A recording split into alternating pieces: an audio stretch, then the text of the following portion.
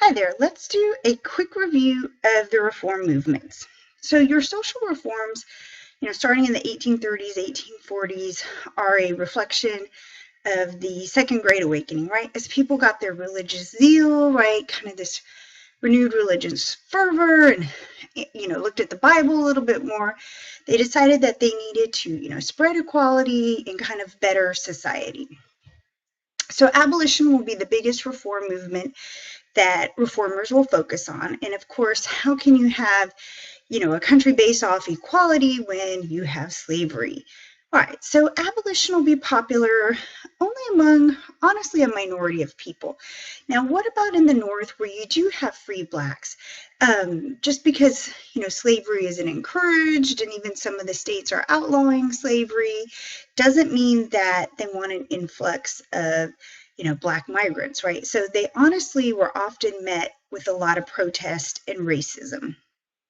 Okay, our first black African American newspapers, the Freedom's Journal, right? And we do have a lot of free blacks who are going to fight for abolition, but also just to kind of elevate their own lives and get that equality.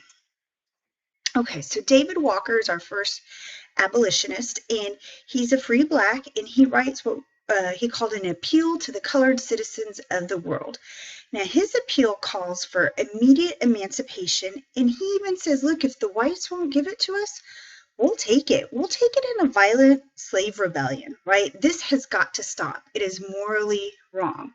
Now, his appeal is not super popular. A lot of your free blacks and other activists and white abolitionists decide, look, let's kind of go with legal means, right? And they called a national convention of abolitionists, and they decide, let's do petitions and social protest and that kind of thing, and hopefully avoid the violent slave rebellion, because those usually don't, violence usually doesn't get you your political goals. Okay, now Nat Turner didn't get the message on this one. Nat Turner was a slave. He taught himself how to read and write. So you might be wondering, how does a slave teach himself how to read and write?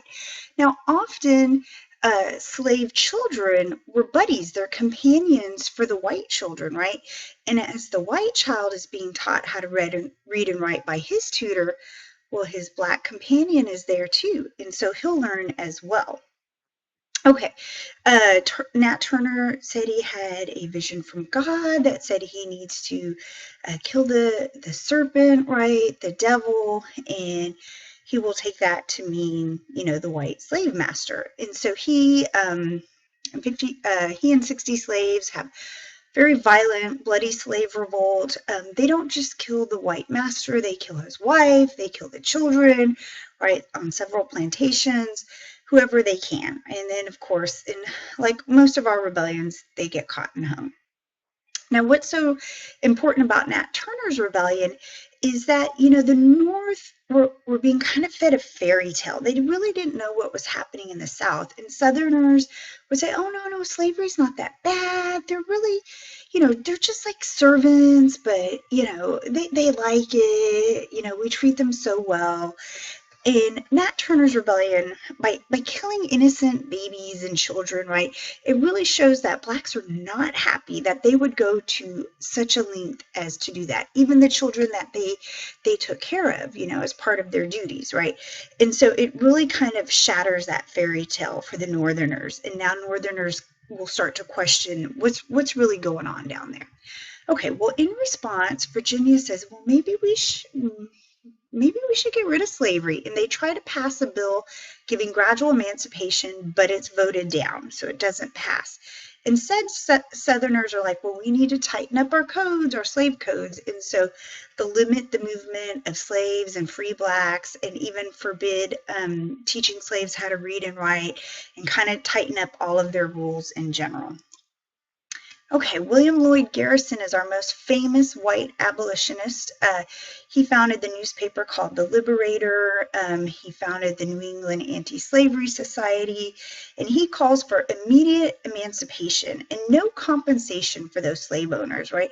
A lot of people were saying, well, if we abolish slavery, we would have to, compensate those slave owners. They're losing property. We'd have to kind of do something like that. And he's like, it's morally wrong. No, no compensation. And he criticizes the American Colonization Society. If you remember that from an earlier chapter, this was the Back to Africa movement. Let's send free blacks to Liberia. He said that just perpetuates the idea of inequality.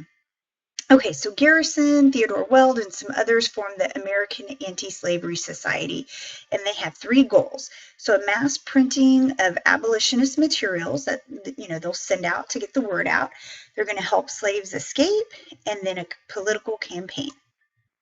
Okay, Weld and the Grimke sisters will do a lot towards this media campaign, and of course, Garrison has his own newspaper as well. And so Weld will publish the Bible against slavery.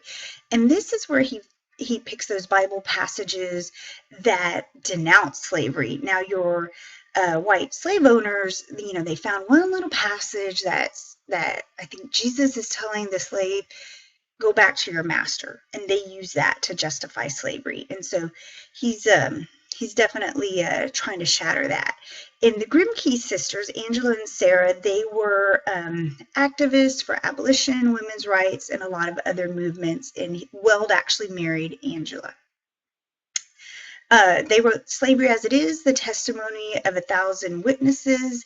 And so here they had eyewitness accounts from slaves of the beatings and the torture and all the horrific things that happened. And so this kind of starts to make its way to the North. Now, Harriet Beecher Stowe's book, Uncle Tom's Cabin, comes a little bit later, but this is the most successful abolitionist piece of work. And here she has those eyewitness accounts, those tales from the slaves of, parents and children being separated on the auction block, babies being ripped, from the mother's arms, and beatings and rape and all the horrible things that happen to slaves. And this book goes viral.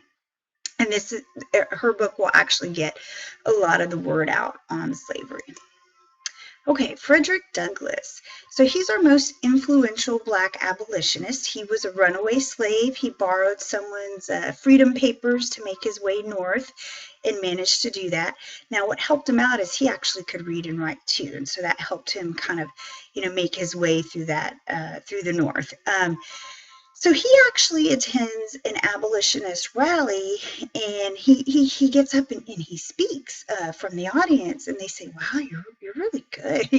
And he was an excellent speaker, and so of course, they snatch him up, and he's got to start touring with the other abolitionists, and his newspaper will be the North Star. Now, Douglass had to be very careful because he was a runaway slave, so he could have been captured and brought back down south. Sojourner Truth. Okay, she's one of my favorites. She's very, very sassy. I love to put this quote from her on my tests. So she's our most influential Black female abolitionist. She also fought for women's rights. She was a freed woman in New York, and she also criticizes those who use the Bible to condone slavery. Okay, the Underground Railroad. So this would be step 2, helping slaves escape.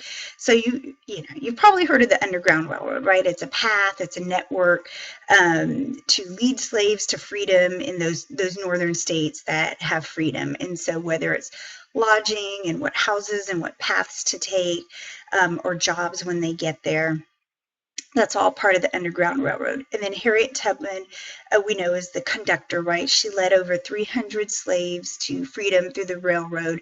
And we estimate about 1,000 slaves a year reach freedom by escaping via the railroad, right? And once they got to those northern states, they often had prejudice and a hard time finding a job. And then they will tighten that fugitive slave law in the 1850s, and eventually runaways will escape to Canada because Canada refused to extradite and send those runaways back.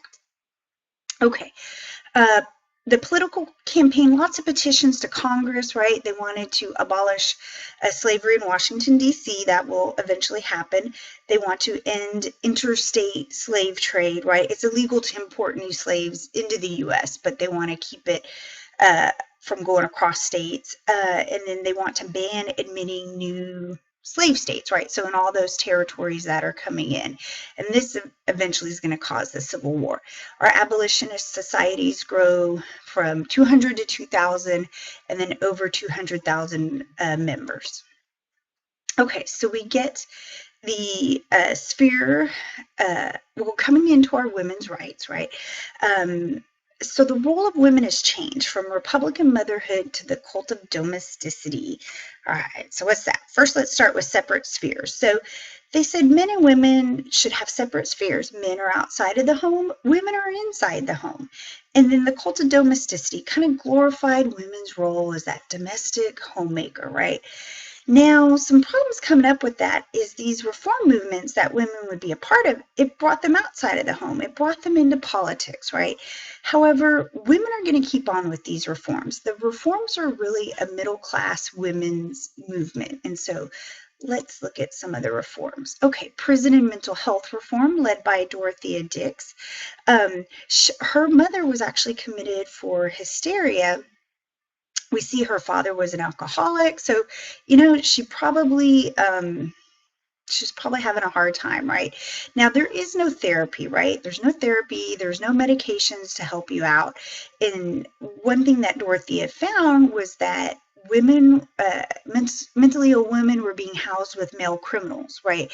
And mentally ill were basically treated like criminals. They were in jail. And so she sought to reform those asylums and create places where people could actually get help and then re-enter the world, right? And then of course she looked at prisons, which had horrific conditions, and so she'll get a lot of reform for those prisons. Okay, education reform. Well, I mean, to better yourself, right? To help out society, the best thing you can do is get an education, right? It leads to a better job. It leads to understanding, right? And so Horace Mann is the father of American education, and he's going to set standards for reading, writing, and arithmetic. What should each grade level learn? What should you be learning? And then he'll come up with criteria for teachers. Back in the day, anybody could be a teacher, right? They didn't have to have formal education or pass a test or know what they were doing. So imagine that, teachers who know what they're doing. Okay, and then he even encourages recruiting female teachers. Teaching used to not be a female job, neither did nursing. Okay. Okay, so we've got women also on an abundance of different movements, even the temperance movement. Remember that from the last chapter, the banning of alcohol. And now we get to the women's rights movement. Okay, so women are rejecting that cult of domesticity in the separate spheres. And so they said these traditional gender roles are like domestic slavery, right? We're enslaved by those men and, kept in the house. Okay, so what are some things that this early women's rights movement in the 1830s accomplished? They got some property rights for women in a lot of states. Now, women don't get the right to vote until 1920, until after they proved that they could work like a man during World War I. So it was a long battle to get the right to vote. Now, the Seneca Falls Convention is in 1848. This is our first convention on women's rights, and Elizabeth Cady Stanton and Lucretia Mott will start this off. Stanton's up top with that very defiant look on her face, and then Susan B. Anthony's in the bottom picture there. And so at the convention, they write the Declaration of Sentiments, and it says all men and women are created equal, right? So much like our Declaration of Independence, right? And it lays out all the reasons why women should have equal rights. Now, of course, the cornerstone of their movement is suffrage, right? The right to vote. And Susan B. Anthony will lead that even well through, the 1870s. She'll still be fighting for women's rights. And of course, we eventually get that right to vote in 1920.